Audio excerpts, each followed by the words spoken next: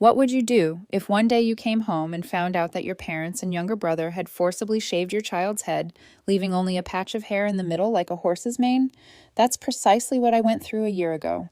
What made it worse was that my younger brother's hatred drove the whole thing. But luckily, my 82-year-old grandmother had proof of what happened. Stay with me. I'll tell you everything I went through. Hello, everyone. My name is Aurora, and I'm 37 years old. I live in Denver, Colorado with my husband John, our 10-year-old son Lucas, and my 83-year-old grandmother Susan. A year ago, my grandmother lived with my parents and younger brother in a 4-bedroom house just a 15-minute drive from where I live. Back then, we were still a happy family. Every weekend, John, Lucas, and I would visit them. But everything fell apart after a family conflict that directly involved my son. John and I decided to bring my grandmother to live with us. Honestly, I will always be grateful to her because she stood up for my son that day when no one else would. My family story took place in June 2024. At the time, Lucas was only 9 and on summer break after finishing 3rd grade. It was a Saturday. John and I had an appointment with a real estate agent. We were planning to buy a small condo in Capitol Hill as a long-term rental investment, something we had been preparing for a while. Since bringing Lucas along on a long day of house tours wasn't practical, we decided to drop him off at my parents' place. We planned to be gone for about 3 hours. Around 8:00 a.m., after calling my parents, they gladly agreed to watch him. My mom sounded cheerful over the phone, so I drove Lucas straight to their house in the suburbs of Arvada. Leaving Lucas there didn't worry us. We'd done it many times. Lucas loved visiting his grandparents. Besides them, he also got to play with Sophia, my brother Daniel's 7-year-old daughter. And of course, there was Grandma Susan, whom Lucas called Great-Grandma. She was 82 then, still sharp and full of energy. She often told the kids fascinating stories about her younger days. The house they lived in actually belonged to her. She let my parents and brother live there to help them save on rent. As for Lucas, the moment he heard he'd be visiting his grandparents, he lit up. He sat in the back seat singing songs from his favorite cartoons the whole way there. His voice filled the car, and John and I smiled the entire drive. After 15 minutes cruising through familiar streets, we arrived at my parents' home. We walked Lucas inside. My mom and dad were there, so we felt completely at ease and left shortly after. I didn't know that just a few hours later, when I came back to pick him up, something terrible had happened. Something I believe will haunt my son for years to come. After dropping off our son, John and I met Austin, the real estate agent we had scheduled for the week before. Austin was a young, energetic guy who had helped us find our current home 3 years ago.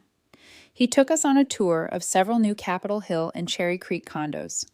The morning flew by as we moved from one property to the next.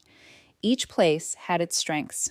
After nearly 3 hours of careful consideration, we decided to buy a 3-bedroom unit in Cherry Creek for $420,000. Its location and potential for appreciation convinced us it was the right investment when Austin cheerfully told us all the paperwork will be ready first thing Monday morning. John and I felt good about our decision. After finishing the tour and feeling satisfied with our choice, John and I quickly returned to my parents' house. On the way, we stopped by Patricia's Bakery, my mom's favorite spot in the Highlands. We picked up some apple turnovers, chocolate croissants that Paula always raved about, and a few strawberry cupcakes for Sophia. At around 11:40, we arrived at my parents' place. After a few rings, my mom opened the door. The moment she opened it with a strange smile, I knew something was wrong.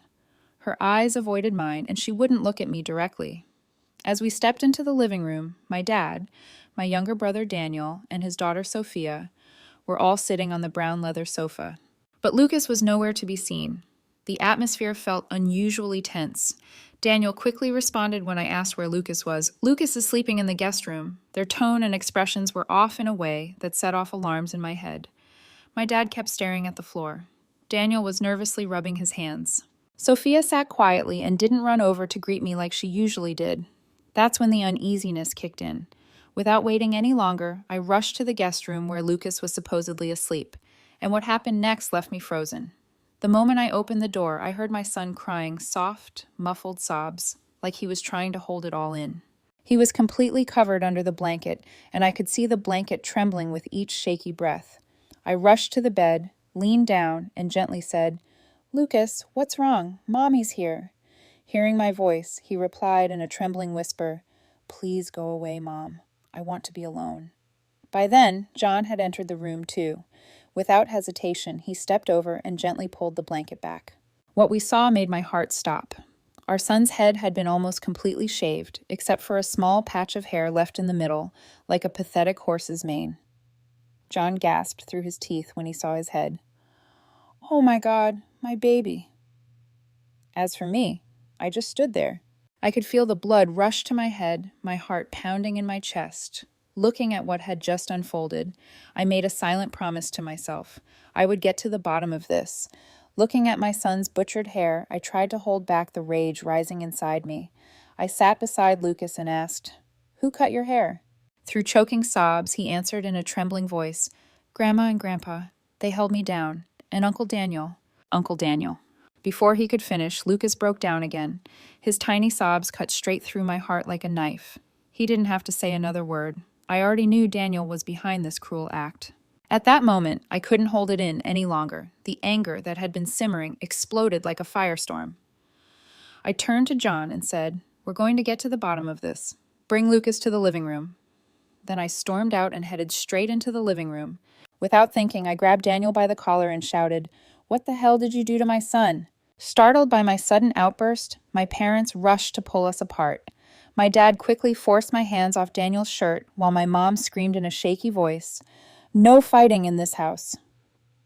Hearing her yell, Sophia, Daniel's daughter, burst into tears.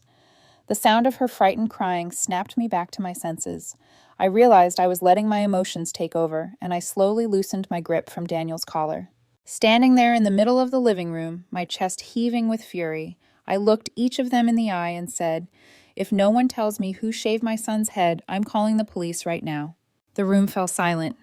The only sounds were Sophia's soft sobs and the ticking of the wall clock. A few seconds later, John walked in with Lucas. He had wiped his tears and was gently comforting him. Lucas seemed calmer now that we were there to protect him, but the redness in his eyes and the fear still lingering on his face said it all. As I looked around at the people sitting in that room, I couldn't help but blame myself for leaving my son in the hands of monsters disguised as family. And as I looked at that ridiculous horsemane haircut on my boy's head, I came to a painful realization. Sometimes the most dangerous enemies are the ones who share your blood. After calming down, I took a deep breath and turned to Lucas. Kneeling to his eye level, I spoke to him in the gentlest voice I could manage. "Lucas, tell me who shaved your head. Don't be afraid. Tell the truth." Encouraged by my words, Lucas glanced nervously around the room. His eyes moved across the tense faces watching him. Then, in a small voice, he mumbled, "I did it myself. I found Uncle Daniel's hair clippers. I was playing around and messed up my hair. Uncle Daniel just helped me fix it." As soon as Lucas finished speaking, Daniel let out a smug laugh and jumped in. "See, I helped your son. You owe me an apology." Hearing those words from my son, I couldn't believe my ears. The hesitation in his voice, the fearful glances, and the way he avoided looking at me didn't feel right. This wasn't how Lucas usually spoke to me. I leaned in even closer, looked him in the eyes, and asked again, "Is what you just said true?" Lucas looked at my parents with worried eyes, then shot a quick, anxious glance at Daniel as if he were afraid of something. Then, with a slight head shaky nod, he answered. Everything about his body language screamed that he was lying. But how do you get the truth from a terrified 9-year-old? As I was wrestling with doubt over Lucas's words, Sophia suddenly spoke up in her clear little voice. "Lucas is lying." When she said it, Daniel whipped around and shouted at her, "Sophia, who told you to speak? Be quiet." Her face went pale. She shrank back, silent now, but her fear only deepened my suspicion. I turned back to Lucas, sat down on the floor beside him, and whispered, "Lucas, what did I teach you? Good kids don't lie, right?" Lucas gave a faint nod. A few seconds later, I added, still gently encouraging him, "It's okay to tell me the truth. Mommy's here. I'll protect you." Lucas looked up at me, and with a trembling voice, he said, "I'm scared if I tell the truth. Grandma and Grandpa will hate me, and Uncle Daniel won't let me play with Sophia anymore." Hearing that made my heart ache. John sat beside us and softly whispered, "It's okay, sweetheart. Just tell the truth. You're a good kid, right?" Lucas seemed to find some courage in both his parents' gentle encouragement. Once again, he looked toward my parents, still afraid, then turned to Daniel. Finally, he returned to me and said, "This morning, right after you and Dad left, Grandma and Grandpa held my arms down, and Uncle Daniel used the clippers and shaved my head." Those words hit me like a bolt of lightning. Rage surged through me like a volcano erupting. My hands curled into fists, and my whole body trembled with fury. And at that moment, I decided I would get to the bottom of this, no matter what it took, even if it meant tearing this family apart. After everything that happened, I knew one thing for sure. Nothing would stop me from protecting my son, not even blood. After Lucas revealed the truth, I stood straight like a solid pine tree, looking directly into the eyes of my parents and younger brother sitting across from me, and I said coldly, "You'd better start being honest with me right now." As I finished speaking, John suddenly said, "Wait, Aurora, he hasn't finished." Right after that, he leaned down beside Lucas and asked him gently but firmly, "Did you fight back? Did you scream? Did you tell Grandma, Grandpa, and Uncle Daniel not to do it?" After John's question, Lucas nodded more firmly, then continued in a shaky voice, "Yes, I told Grandma and Grandpa to let me go and told Uncle Daniel not to do it. But he said, 'This is punishment for your parents for refusing to help the family.'" Daniel suddenly jumped up and screamed, "He's lying! I never said that!" My mother also jumped in, her voice tense. "Lucas, how could you make something like that up?" My father stood too, his face red with anger. He roared, "The boy is lying! We didn't do anything like that!" What was even more terrifying was what he said next. He turned to me with an accusing look and asked, "Aurora, did you teach him to lie?" That question felt like a slap to my face. I couldn't believe he would turn this around and accuse me so shamelessly. John couldn't take it anymore. After they finished talking, he walked over to Sophia, curled up on the sofa. He sat down and gently touched the little girl's knee. Seeing John's action, Daniel yelled in panic, "Take your hand off her!" Daniel's panicked yelling only made us more suspicious. That overreaction told us he was hiding something. John ignored Daniel's scream and softly asked Sophia, "Is what Lucas said true?" At that moment, Sophia looked at Daniel with frightened eyes. Daniel shook his head hard and signaled for his daughter to stay quiet. But Sophia, a 7-year-old with a clean conscience, didn't want to obey her father anymore. She looked straight into John's eyes and replied tremblingly, "Lucas told the truth." After Sophia's confirmation, the living room fell silent. The only sounds were the wall clock ticking and everyone's heavy breathing. As for me, I felt like every blood vessel in my body was about to burst. The rage rose from the pit of my chest as I realized the brutal truth. My parents, my younger brother, people I had once considered the most important in my life, had shaved my son's head. And even worse, they had tried to frame an innocent 9-year-old child. At that moment, I finally understood something I had never wanted to admit. Sometimes the most dangerous enemies are the ones who share your blood. After Sophia and Lucas had revealed the truth, I did something no one in the room saw coming. I pulled my phone from my pocket and dialed 911. When the dispatcher answered, I spoke clearly. "I must report an incident. My 9-year-old son was forcibly held down and had his head shaved by his grandparents and uncle." I gave them all the details of what had happened at my parents' house. The dispatcher took the case seriously and responded, "Officers are in your area. They'll be there shortly." As soon as I hung up, my father jumped to his feet and shouted in disbelief, "You called the cops on your parents and brother?" When Sophia heard the word police, she burst into tears. She ran over to me, sobbing and pleading, "Aunt Aurora, I don't want the police to take my dad away." Looking into her tear-filled red eyes broke my heart. I knelt and gently reassured her. "The police are just coming to talk and document what happened. No one's going to take your dad away. It's okay, sweetheart." At that moment, Daniel spoke up with a defiant tone. "You've got no proof. You can't do anything. And no one's going to believe the word of 2 kids. I could sue you back. I suspect you forced them to lie." His provocation pushed me to the edge. I rolled up my sleeves and stepped toward him, saying, "Say that again. I dare you. I'll knock a few of your teeth out, you arrogant bastard." Seeing things escalating, John quickly stepped in front of me. He placed both hands on my chest and said, "Aurora, calm down. You can't do this. Not in front of the kids." Hearing him, I slowly lowered my arms. The anger still burned inside me, but I knew he was right. I didn't say another word. All I wanted now was for the police to arrive and get to the bottom of everything. At the same time, I felt the full weight of the decision I had just made. A decision that might destroy my family ties forever, but also the only one that could truly protect my son. About 10 minutes later, the police arrived at my parents' house. During the wait, none of us said a word. The room was tense, filled only with cold, suspicious, and hostile glances. I sat beside Lucas, my arm wrapped around his shoulder, while John gently stroked his hair. Across the room, my parents sat next to Daniel, whispering to each other occasionally. When I opened the door, 2 officers stepped inside, one male and one female, looking serious and professional. They began by carefully interviewing each person, taking statements one at a time. My parents and Daniel firmly denied everything.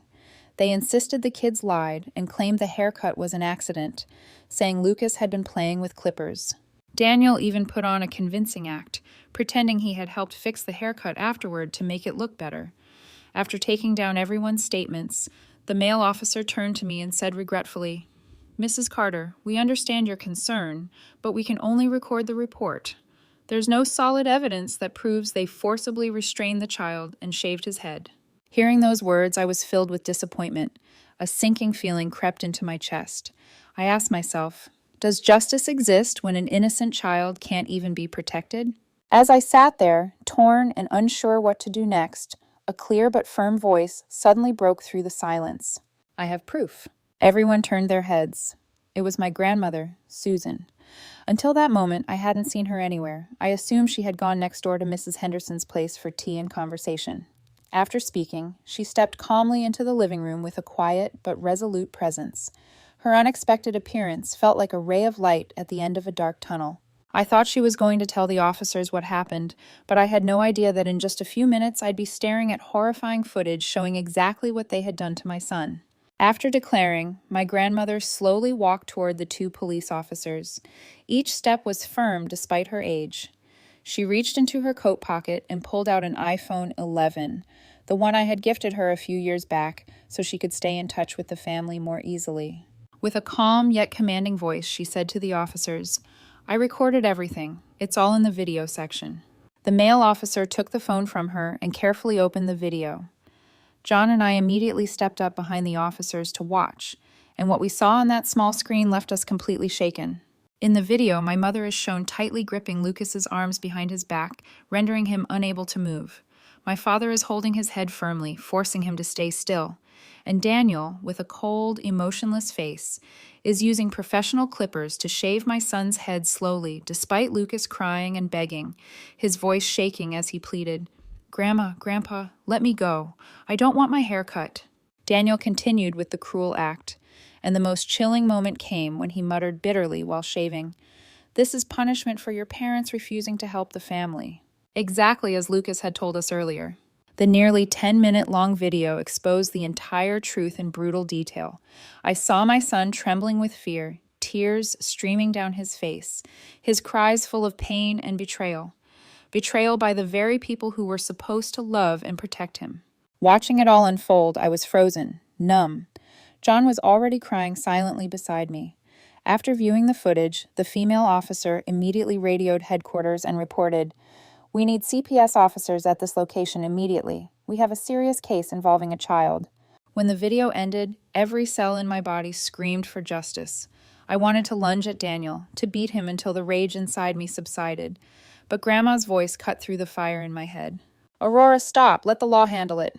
Even with her words echoing, I couldn't calm down, staring at the people who once meant so much to me. Now strangers in every sense, I shouted in fury, "Why would you do this to Lucas?" That's when my father stood up and yelled, "If you had helped Daniel buy the house, none of this would have happened." His words hit me like another slap, but this time they brought clarity. I finally understood the entire picture. They had done this to get back at John and me for refusing to lend Daniel money a month ago. I was stunned. Over money, they were willing to hurt an innocent child and even accuse 2 young kids of lying. And the most terrifying realization of all, I had never truly known the people I once called family. After my father's outburst, my mind returned to what had happened a month earlier. It was during one of our regular weekend dinners with the family. While we were all at the table, Lucas, being the innocent 9-year-old that he is, happily shared, "My mom and dad are about to buy another apartment." After Lucas's comment, John and I didn't hide anything. We were open with the family about our plans. That's when Daniel looked at me strangely and said, "Would you guys consider putting the house purchase on hold?" I was a bit surprised by the sudden question, but Daniel quickly explained. He told us he had saved $100,000 over the past 2 years and wanted to borrow another $200,000 from us to buy a 2-bedroom condo in the Aurora area for his family. That night, after thinking it through, I had to say no. I looked at him and said, $200,000 is huge. We can't lend you that. As soon as I said it, Daniel's expression changed. He replied with a tone of mild resentment. "We're family. You really won't help your sister?" Sensing the tension, his wife, Liliana, gently tugged at his arm and shook her head, signaling him to drop it. A few seconds later, my father said, "I think you should help Daniel. He needs a space for his own family." Hearing that, I decided to be direct and asked, "If I do lend him the money, how long until he pays it back?" Immediately, my mother jumped in, her voice tinged with irritation. "Why are you calculating things like that with your brother? He'll pay you back when he has the money." I didn't want to ruin the family dinner, so I clarified, "If it were $20,000, I'd consider it, but $200,000, that's just too much. I honestly can't do it." After my firm refusal, my mother muttered disappointedly, "But we're family." Before she could finish, I raised my hand to stop her. I looked around the table, locking eyes with each of them, and said, "If anyone brings this up again, we won't be coming back." When I said that, my grandmother supported me. "Aurora's right. This is money. She has every right to decide what to do. Families should respect each other's choices." Thanks to her wise words, no one mentioned the topic again for the rest of the dinner. I thought it was over. I truly believed they had understood and accepted my decision. But I didn't know that Daniel had been secretly harboring resentment ever since. Even worse, my parents had unthinkingly taken his side, defending the son they loved most.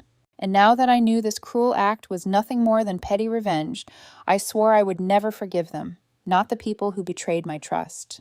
20 minutes later, 2 CPS, Child Protective Services, agents arrived at the house. One was a middle-aged man named Martin, and the other was a woman named Natalie. Both of them had years of experience handling child-related cases. My grandmother stepped up to give her testimony and provided the crucial video evidence. She recounted everything that had happened with a calm but emotional tone.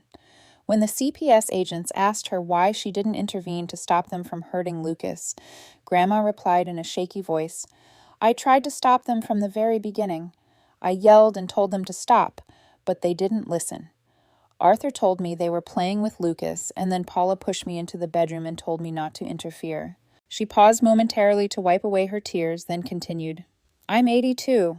I don't have the strength to stop 3 strong adults, so I stood quietly in the corner and recorded everything on my phone, hoping to have something to protect my grandson." Hearing her story, I didn't blame her for not doing more to intervene. I understood clearly there are moments when someone her age has no physical power to stop something like that. Instead, I felt deeply grateful for her intelligence and courage in recording the video as evidence. After collecting all the statements and thoroughly reviewing the footage, CPS agent Martin spoke earnestly. "This is a severe case. We must launch a deeper investigation, which will likely be brought to family court for further review." Hearing this, my parents and Daniel went pale. Their eyes widened in panic as they realized the gravity of their actions. My mother trembled, and Daniel kept shaking his head as if refusing to believe what he had just heard. As the CPS agents continued speaking, I could feel it, the weight of justice slowly shifting in favor of my son. After the police and CPS officers left, the room again fell silent. The air felt thick, as if everyone was struggling to process what had happened. Suddenly, Daniel turned to my grandmother, his face twisted in rage, and shouted, "Are you happy now? You just dragged your grandson into court." But Grandma didn't flinch. She stared him straight in the eye and replied coldly, "I only did what I believed was right." My mother, no longer able to contain the anger that had been building inside her, shot to her feet. Her face flushed red as she yelled at my grandmother, "You're so ungrateful after everything I've done for you all these years." That shocking outburst made everyone in the room, including my father, John, me, and even Daniel, turn to look at her in disbelief. None of us could believe what she had just said to an 82-year-old woman. I quickly turned to look at Grandma, expecting her to break down or lash out, but she was far calmer than I imagined. She stood there, eyes filled with disappointment, and shook her head slowly. Then she replied softly but commandingly, "Every month you take $1,500 from my pension. I don't live here for free." That calm but cutting statement hit my mother like a slap. She froze in place, mouth slightly open, unable to say another word. Sensing how serious things had gotten, my father immediately stood and said remorsefully, "Mom, what she said was wrong. Please don't be upset." Grandma turned to him, looked him straight in the eye, and said firmly, "You all have 1 week to move out. If you don't, I'll get the law involved." Her words sent my father into full-blown panic. He quickly pleaded, "Mom, please, I'm begging you, don't do this." But Grandma raised her hand to cut him off with a deeply disappointed look. She said, "You're over 60. You're not a child anymore. You can't just insult someone and expect to fix it with an apology." And with that, she turned her back on us and strolled into her room, leaving the rest of us stunned in heavy silence. But my mother wasn't finished. Maybe the shock of being kicked out had pushed her over the edge. She turned to John, eyes full of bitterness, and spat, "You're the one who changed Aurora. You're the one who ruined this family." Hearing those vile words directed at my husband, I had reached my limit. I immediately stepped between them and said to my mother in a low, threatening voice, "Don't you dare come after my husband." Then I turned to John and said, "Take Lucas to the car. I'll be right behind you." John didn't say a word. He took Lucas by the hand and quickly left that suffocating room. 5 minutes later, after one last look at the faces I once called family, now unrecognizable, I turned, walked out, and drove away without saying a single word. After everything, I knew one thing. My family was broken beyond repair. On the way home, we decided to stop by Tony's barber shop, the place Lucas and I had been going to since he was little. Tony, the Italian barber who'd been in the trade for over 20 years, took one look at Lucas's hair and immediately knew something wasn't right. When he asked what had happened, I said, "There was a little accident. Can you help clean it up and make it look nice?"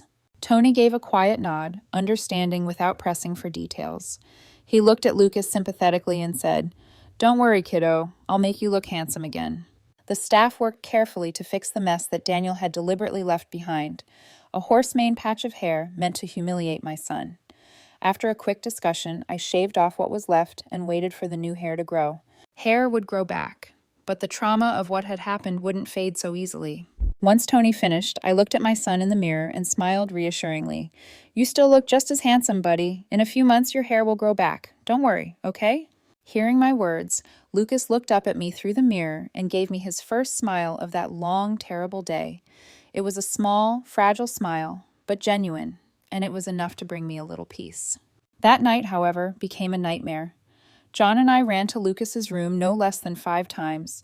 Waking to his screams, he kept having nightmares, drenched in sweat, his pajama shirt soaked through. His voice broke as he cried, "Uncle Daniel, don't shave my head. Grandma, my arms hurt. Grandpa, I don't want my head shaved." Every time he screamed in his sleep, my heart broke all over again. Seeing my son endure this kind of emotional pain only deepened my resolve. They hadn't just hurt him physically. They had scarred him emotionally in a way that might take years to heal. I swore to myself that night I would protect my son no matter what, even if it meant standing against anyone. The next morning, while we were in the kitchen, having breakfast and trying to return to normal, the doorbell rang. I glanced at the security camera and saw Eleliana, Daniel's wife, standing at the door with Sophia. Eleliana looked tired and deeply sad. I quickly went to open the door and invited them in. John came out to greet them and led them into the living room. The moment she sat down on the sofa, Eleliana broke into sobs. Her voice trembled as she said, "Aurora, John, I'm so sorry for what Daniel did. I still can't believe he would do something like that to Lucas." Hearing Eleliana's sincerity, John and I shook our heads and offered her a comforting smile. I said, "Eliana, this isn't your fault. The person who did it should be the one to answer for it. Don't blame yourself." John added softly, "We understand completely. You couldn't have controlled what Daniel did." I turned to Sophia, sitting quietly beside her mom, and said, "You were so brave. I'm proud of you for telling the truth." Sophia looked up at me with her clear, honest eyes and replied, "Mom told me not to lie. If you lie, you're a bad person." Her simple, heartfelt words made me feel ashamed on Daniel's behalf. A 7-year-old child understood morality better than her father. A little while later, Eleliana shared what had happened the night before.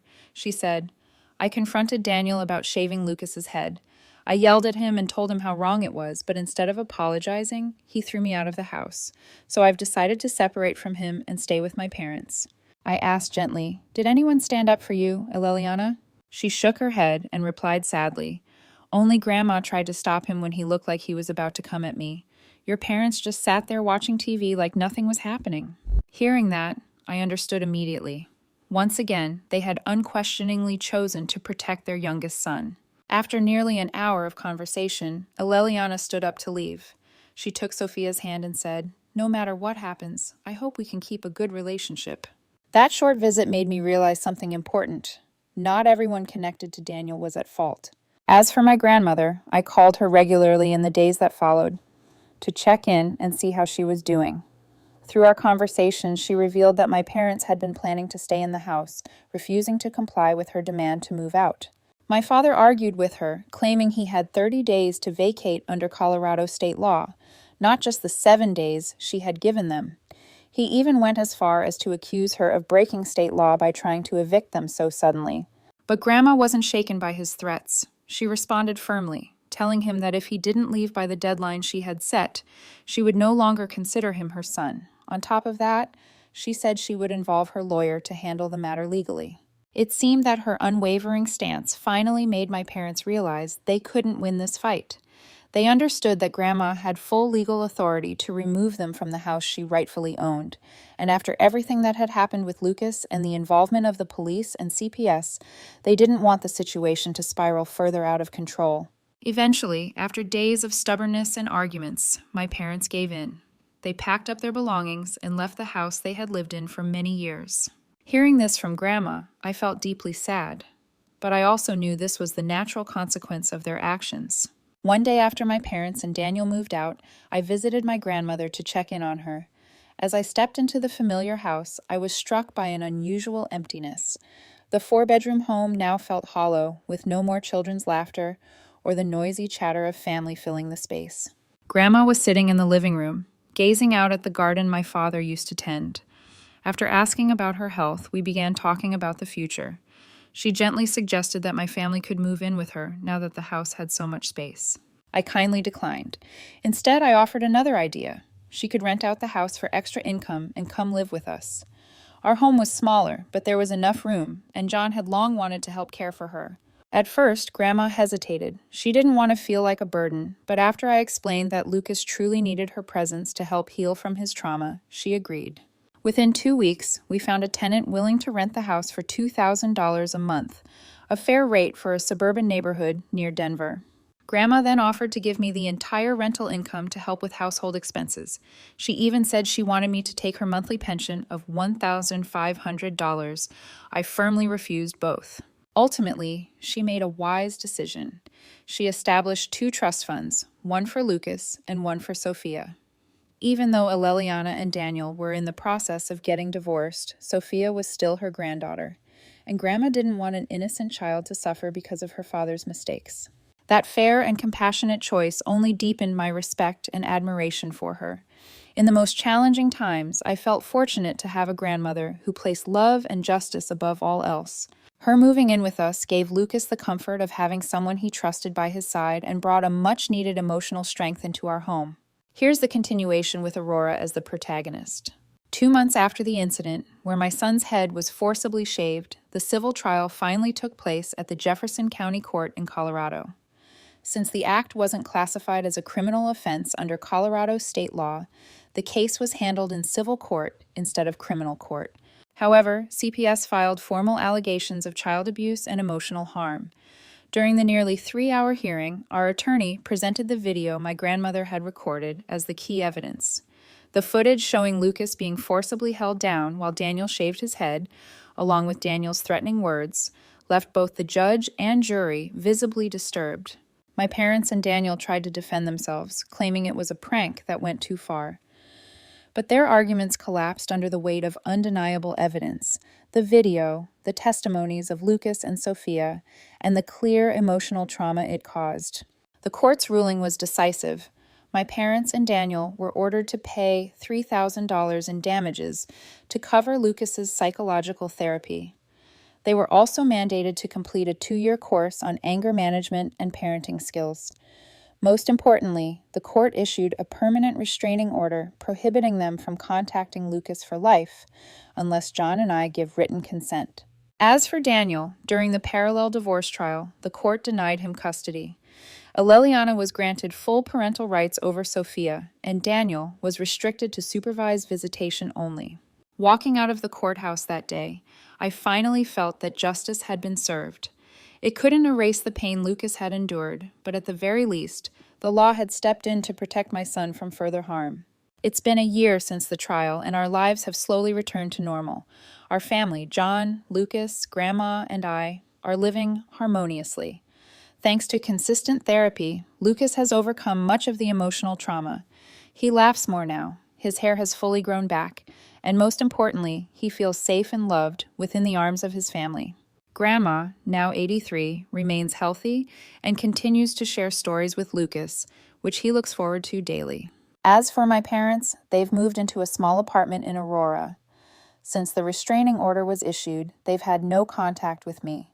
I've heard they're still attending court-ordered anger management classes, but the relationship between us is beyond repair. After the divorce, Daniel relocated to another area. He's allowed supervised weekend visits with Sophia and must pay monthly child support. Aleliana and Sophia are now living with Aleliana's parents. We stay in regular contact, and occasionally Aleliana brings Sophia over to spend time with Lucas. After everything we've been through, I feel proud and at peace knowing I stood up to protect my son. Calling the police and taking the matter to court may have shattered what once was a family. Still, it ensured Lucas's safety and taught everyone an important lesson. Children deserve to be respected always. I'm not sharing this story to seek pity or sympathy from anyone. After everything my family has been through, I want to leave you with one message. Always stand up to protect your child, no matter who the person hurting them may be. That's the end of my story. But before I say goodbye, I want to ask you one serious question. If one day your child were forcibly shaved, or had their hair cut against their will by their own family, just like what happened to Lucas, what would you do? Would you rush in and attack someone like Daniel out of revenge? Or would you do what I did, hold back your emotions and call the police so the law could step in? Or would you choose to stay silent and let it go? Leave your thoughts in the comments below. I genuinely want to hear your perspective because your input might help other parents facing similar situations. Don't forget to hit the like button if the story meant something to you, and subscribe to the channel if you'd like to hear more real-life stories like this. Thank you for sticking with me through this long and challenging journey. I'll see you in the following story.